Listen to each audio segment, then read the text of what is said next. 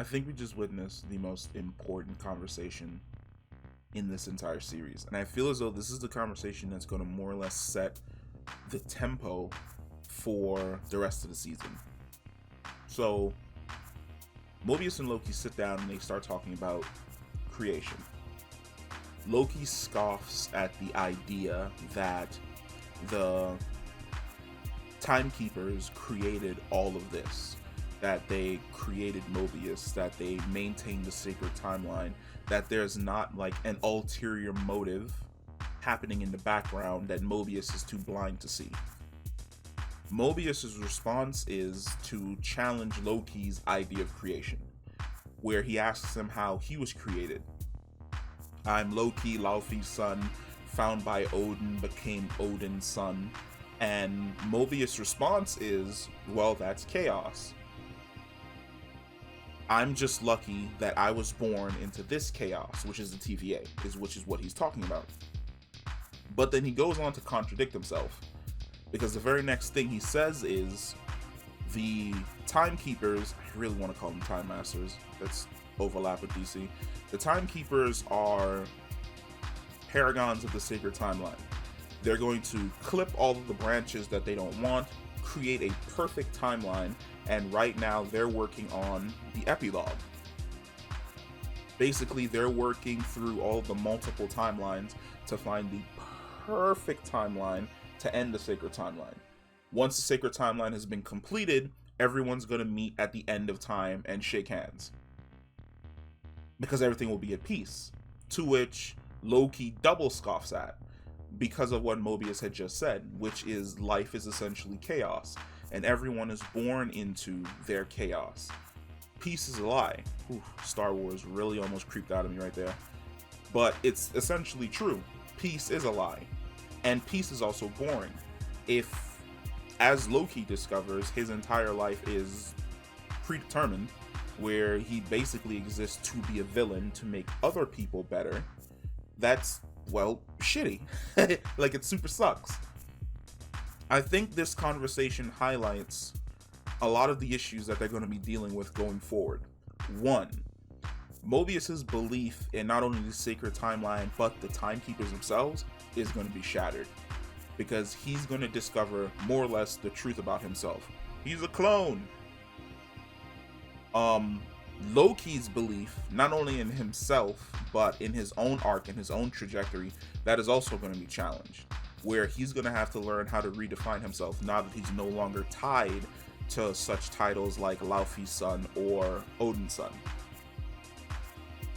But at the exact same time, we're getting more or less a small peek behind the curtain as to what's actually going on, because Loki's rebuttal is absolutely fantastic, where once Mobius finishes pointing out what he wants to point out, Loki essentially says, if it's one thing that I've learned in all of my time being a god, is that no one who is all good is truly good, and no one who is all evil is truly evil. And that is literally the truth. Let's take a character like Thanos. The Avengers see Thanos as evil because he wiped out half of the universe and then he killed a portion of their friends. But then when you flip it to the other side, the people on the other side who believe in Thanos, Ebony Maw, his Blackguard, they see him as altruistic. They see him as a divine being who's going to bring course correction to a wayward and out of control universe. You look at someone along the lines of, like, let's say, Mephisto. Mephisto is evil. He is the devil. But at the exact same time, he operates in a certain theater as a function of the universe in regards to souls. He is evil. He likes tricking people. He likes messing with people. But at the exact same time, he's bound to his realm and to toil away dealing with the souls who end up in his realm for the rest of his life. You look at someone like Hela. Hela could also be considered evil, but is she truly fully evil? No. Hela's more or less thing is, her overall thing for her was basically betrayal. She wanted pretty much the way in which Thor wanted Loki to be by his side, fighting their enemies forever. She wanted to be at Odin's side, fighting forever. And Odin betrayed her. And as a result, her worldview more or less got warped. There is no such thing as absolute... The one below all. Damn. I was going to say there's no such thing as absolute evil. But there's no such thing as, like... When it comes to Marvel, villains are typically multifaceted. They're not fully evil. They have a goal. They have a purpose. There's a reason. Alexander Pierce was the head of Hydra. But the entire thing about Hydra was that Hydra was going to bring order. Their world order would have been shitty, but it would have been peace. There would have been no more wars. It's just that they had to walk over millions of corpses in order to get there. The people in Hydra would have looked at Alexander Pierce and his mission as something that was benevolent, for the most part. Loki's absolutely correct. The Timekeepers are supposed to be pruning the sacred timeline, but who gives them the right to do something along those lines? For the people in the timelines that they clip, aren't they the ultimate villains?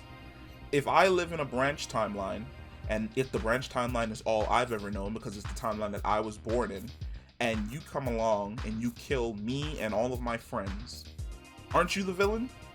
You're not killing us because we're evil, you're killing us because more or less you don't think that we should exist. And it's going to be an existential crisis for Mobius. Mobius? You know what I'm talking about. Owen Wilson. It's going to be an existential crisis for him going forward once he discovers that there are a lot of him at the TVA. Like, a lot of him at the TVA. And it's going to cause him to take a step back and look out and go, like, why am I actually doing this? Why am I actually here? Because he has another come to Jesus moment later on at the end of the episode when the TVA agents walk up and they start scaring the shit out of the people. He walks up and he's like, yo, like, they're still human beings, calm down. And the TVA agent turns and responds and he's like, well, they're dead anyway. And Mobius more or less responds, he's like, yeah, but not by us. And not like this. So he has morals in comparison to the other people that are there at the TVA. So it's going to be interesting. I think that this is the conversation that's going to set the rest of the episode. It's going to set the tone for the rest of the episode. It's going to set the tone where we finally see what side of the line the Time Masters, the Timekeepers, are actually on. Where we're going to see where Mobius actually stands in regards to not only the Sacred Timeline, but everything else that happens inside of the TVA. And where we're actually going to see Loki finally have his own come to Jesus moment, where he realizes that he can move beyond more or less being stuck as Odin's son or Laufey's son, where he can go off and he can actually be his own man and find something else beyond the TVA and beyond the timelines. But I love this discussion. Like, I love when characters have super deep discussions. Like, I was one of the people that I was nerding out when both of the Visions stopped and had the Ship of Theseus discussion. It's great because it more or less sets the tempo not only for the series. Is that plural? I don't know.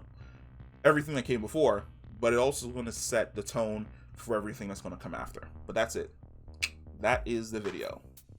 Peace.